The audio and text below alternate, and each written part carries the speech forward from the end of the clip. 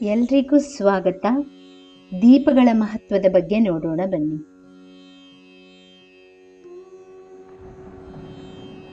ನಂದಾದೀಪ ಎಂದರೇನು? ದೀಪಗಳಲ್ಲಿ ಎಷ್ಟು ವಿಧ? ಕೊಬ್ಬರಿ ಎಣ್ಣೆ ದೀಪದ ಮಹತ್ವ ಮತ್ತು ದೇವರ ದೀಪಕ್ಕೆ ಉಪಯೋಗಿಸುವ ಎಣ್ಣೆಗಳ ಬಗ್ಗೆ ಒಂದಿಷ್ಟು ವಿಚಾರಧಾರೆ.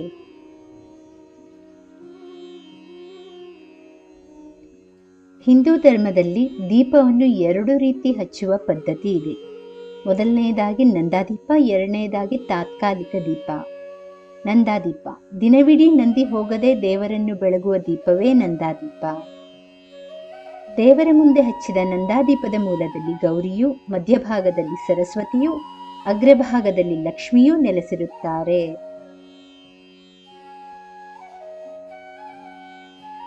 ನಂದಾದೀಪ ಯಾರ ಮನೆಯಲ್ಲಿ ಬೆಳಗುತ್ತದೆಯೋ ಅಂತಹ ಮನೆಯಲ್ಲಿ ದೈವಿ ಪ್ರಭಾವದ ಶಕ್ತಿ ಹೆಚ್ಚಾಗಿರುತ್ತದೆ. ತಾತ್ಕಾಲಿಕ ದೀಪ ಒಮ್ಮೆ ತುಪ್ಪ ಅಥವಾ ಎಣ್ಣೆಯನ್ನು ಹಾಕಿ ಅದು ಉರಿಯುವಷ್ಟು ಕಾಲ ಇಡುವ ದೀಪವೇ ತಾತ್ಕಾಲಿಕ ದೀಪ. ನಂದಾದೀಪಗಳನ್ನು ಪೂರ್ವ ದಿಕ್ಕಿನಲ್ಲಿ ಹಚ್ಚಿದರೆ ಮನೆಯಲ್ಲಿ ಸುಖ, ಶಾಂತಿ, ನೆಮ್ಮದಿ ನೆಲೆಸುವುದು. ಅಲ್ಲದೆ ಕೆಟ್ಟ ಶಕ್ತಿ, ವಸ್ತುದೋಷ ನಿವಾರಣೆ ಆಗುತ್ತದೆ. ಪೂರ್ವ ದಿಕ್ಕು ಅಭಿವೃದ್ಧಿಯ ಸಂಕೇತ. ನಂದಾದೀಪಗಳನ್ನು ಪಶ್ಚಿಮ ದಿಕ್ಕಿಗೆ ಮುಖ ಮಾಡಿ ಹಚ್ಚಿದರೆ ಕಲಹ ಹೆಚ್ಚು, ಅಭಿವೃದ್ಧಿ ಕುಂಠಿತವಾಗುತ್ತದೆ, ನೆಮ್ಮದಿ ಕಡಿಮೆ. ಪಶ್ಚಿಮ ಮುಳುಗುವ ದಿಕ್ಕು ಅಂತ ಹೇಳುತ್ತೇವೆ, ಅಂದರೆ ಕತ್ತಲೆ ಎಂದರ್ಥ.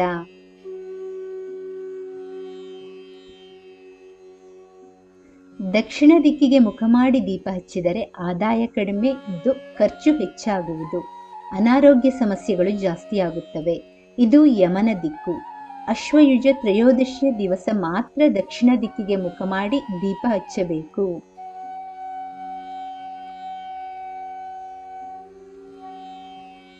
ಉತ್ತರ ದಿಕ್ಕಿಗೆ ಮುಖ ಮಾಡಿ ದೀಪ ಹಚ್ಚಿದರೆ, ಸ್ವಲ್ಪ ಈಶಾನ್ಯ ಮೂಲೆಗೆ ತಿರುಗಿಸಿ ಹಚ್ಚಿದರೆ ಶ್ರೀ ಲಕ್ಷ್ಮೀ ಕಟಾಕ್ಷವಾಗಿ ಮನೆಯು ಸದಾ ನೆಮ್ಮದಿಯಿಂದ ಕೂಡಿರುತ್ತದೆ.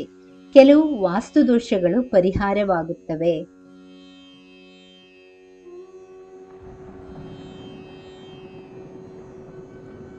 ಹಿತ್ತಾಳೆ ದೀಪದಿಂದ ದೇವರಿಗೆ ದೀಪ ಹಚ್ಚಿದರೆ ಏನು ಫಲ?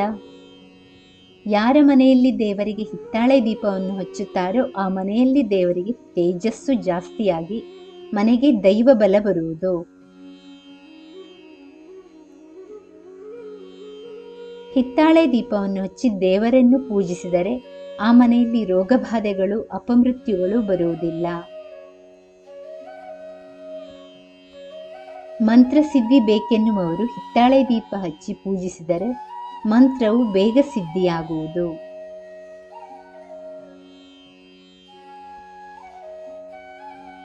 ದೇವರ ದೀಪ ಹಚ್ಚುವಾಗ ಯಾವಾಗಲೂ ಕುಳಿತುಕೊಂಡೇ ಹಚ್ಚಬೇಕು. ಶುಭ ದೀಪದ ಲಕ್ಷಣ: ದೀಪದ ಪಾತ್ರೆ ಶುಭ್ರವಾಗಿದ್ದಷ್ಟು ದೀಪ ಹಚ್ಚುವವರ ಮನಸ್ಸು ಶುದ್ಧವಾಗಿರುತ್ತದೆ.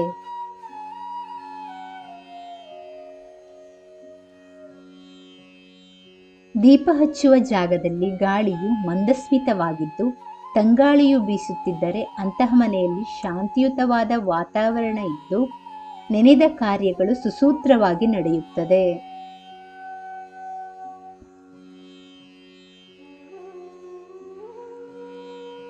ಗಾಳಿಯು ಜೋರಾಗಿ ಬೀಸುತ್ತಿದ್ದರೆ ಆ ಮನೆಯಲ್ಲಿ ಬಂಧು ಬಳಗದವರಿಂದಲೇ ಸಮಸ್ಯೆ ಉಂಟಾಗುತ್ತವೆ, ಶತ್ರುಗಳು ಜಾಸ್ತಿ. ದೀಪದ ಸ್ತಂಭವು 2 ಒಂದೇ ಸಮನಾಗಿರಬೇಕು. ಒಂದು ಚಿಕ್ಕದು ಒಂದು ದೊಡ್ಡದು ಇರಬಾರದು. ದೀಪದ ಸ್ತಂಭವು ಊನ ಅಥವಾ ವಿಭಿನ್ನವಾಗಿದ್ದರೆ ಅಥವಾ ಒಡೆದಿದ್ದರೆ ಕೆಲಸ ಕಾರ್ಯಗಳಲ್ಲಿ ತೊಂದರೆ, ಮನೆಯಲ್ಲಿ ಶಾಂತಿ ನೆಮ್ಮದಿ ನೆಲೆಸುವುದಿಲ್ಲ.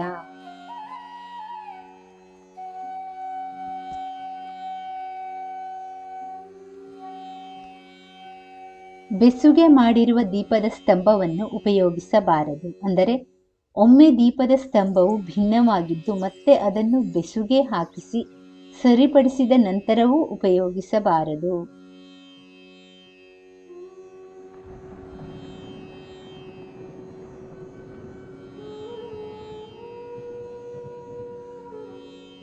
ದೇವರ ದೀಪಕ್ಕೆ ಉಪಯೋಗಿಸುವ ಎಣ್ಣೆಯ ವಿಚಾರ. ದೀಪಕ್ಕೆ ಉಪಯೋಗಿಸುವ ಎಣ್ಣೆಯು ದಪ್ಪವಿದ್ದರೆ ಮನೆಯಲ್ಲಿ ನಡೆಯುವ ಪ್ರತಿಯೊಂದು ಕಾರ್ಯಗಳು ಬಹಳ ನಿಧಾನವಾಗಿ ನಡೆಯುತ್ತದೆ.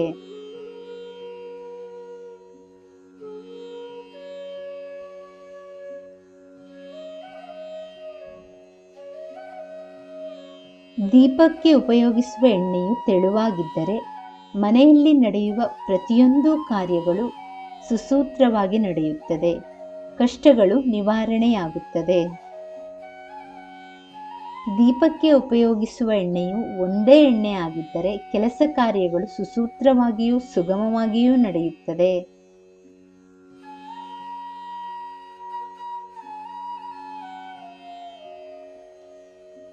ದೀಪಕ್ಕೆ ಬಳಸುವ ಎಣ್ಣೆಯು ಮಿಶ್ರವಾಗಿದ್ದರೆ, ಅಂದರೆ ಎಲ್ಲ ತರಹದ ಎಣ್ಣೆಯು ಮಿಶ್ರವಾಗಿದ್ದರೆ ಫಲ ಸಿಗದೆಯೂ ಇರಬಹುದು. ದೀಪದ ಎಣ್ಣೆಯು ಮಲಿನವಾಗಿದ್ದರೆ ಮನೆಯಲ್ಲಿ ಇರುವವರಿಗೆ ರೋಗಬಾಧೆ ಬರುತ್ತದೆ.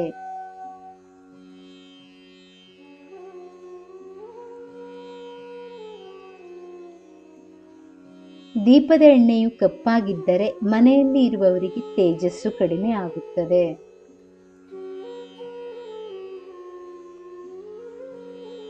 ದೀಪದ ಎಣ್ಣೆಯು ಪರಿಮಳ ಸುವಾಸನೆಯಿಂದ ಕೂಡಿದ್ದರೆ ಮನೆಯಲ್ಲಿ ಅಷ್ಟೈಶ್ವರ್ಯ ಹಾಗೂ ನವನಿಧಿಗಳು ಪ್ರಾಪ್ತಿಯಾಗುತ್ತದೆ.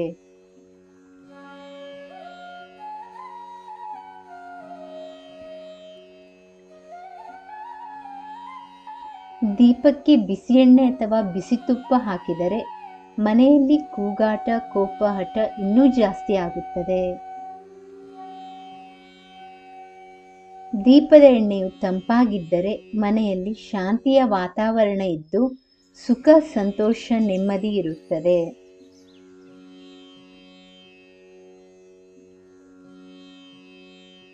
ದೀಪದ ಎಣ್ಣೆಯು ಕಲ್ಮಶವಿಲ್ಲದೆ ಎಷ್ಟು ಶುದ್ಧಿಯಾಗಿರುವುದೋ ಅಷ್ಟು ಶುಭ ಫಲ ಉಂಟಾಗುತ್ತದೆ.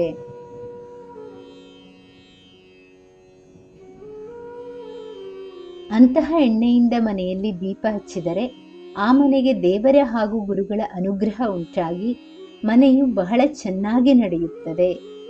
ಯಾವುದೇ ತರಹದ ಗಲಾಟೆ, ಗಂಡಾಂತರಗಳು, ಅಪಮೃತ್ಯುಗಳು ಬರುವುದಿಲ್ಲ.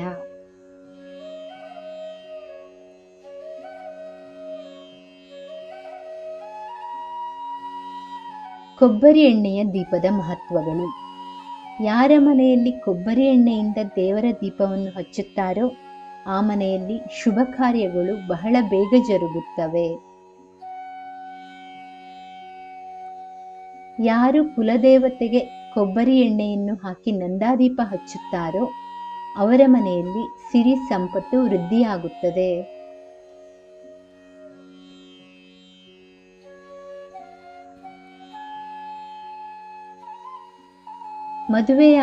ಮದುವೆಯಾಗದ ಗಂಡು ಹೆಣ್ಣು ಮಕ್ಕಳು ಕಾತ್ಯಾಯಿನಿ ಪೂಜೆ ಮಾಡುವಾಗ ದೇವರ ದೀಪಕ್ಕೆ ಕೊಬ್ಬರಿ ಎಣ್ಣೆಯಿಂದ ದೀಪ ಹಚ್ಚಿದರೆ ಶೀಘ್ರದಲ್ಲಿಯೇ ವಿವಾಹ ನಿಶ್ಚಯವಾಗುತ್ತದೆ. ಸರಿಯಾದ ಪೂಜಾ ವಿಧಾನವನ್ನು ತಿಳಿದು ಮಂಗಳವಾರ ಶ್ರೀ ಸುಬ್ರಹ್ಮಣ್ಯ ದೇವರನ್ನು ಪೂಜಿಸುವಾಗ ಕೊಬ್ಬರಿ ಎಣ್ಣೆಯ ದೀಪ ಹಚ್ಚಿದರೆ ಮಕ್ಕಳು ಇಲ್ಲದವರಿಗೆ ಸಂತಾನ ಭಾಗ್ಯವಾಗುತ್ತದೆ.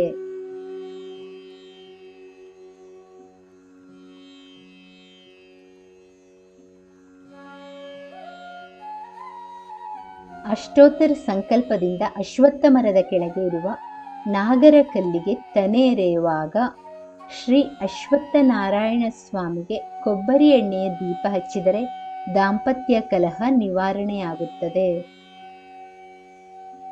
ಹೋಮದ ಪೂರ್ಣಾಹುತಿಗೆ ರೇಷ್ಮೆ ವಸ್ತ್ರವನ್ನು ಕೊಬ್ಬರಿ ಎಣ್ಣೆಯಲ್ಲಿ ನೆನೆಸಿ ಹೋಮಕುಂಡಕ್ಕೆ ಹಾಕಿದರೆ ಅಷ್ಟನಿಧಿ, ನವನಿಧಿ ಪ್ರಾಪ್ತಿಯಾಗುತ್ತದೆ.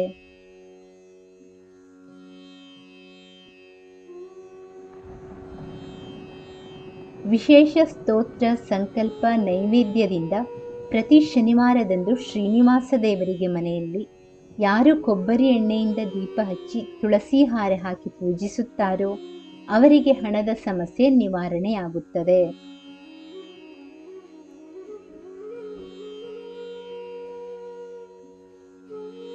ಪಿತೃ ಶ್ರಾದ್ದದ ಸಮಯದಲ್ಲಿ ಕೊಬ್ಬರಿ ಎಣ್ಣೆ ದೀಪವನ್ನು ವಿಷ್ಣು ಪಾದದ ಮುಂದೆ ಹಚ್ಚಿಟ್ಟರೆ ಸಮಸ್ತ ಪಿತೃದೋಷ ನಿವಾರಣೆಯಾಗುತ್ತದೆ.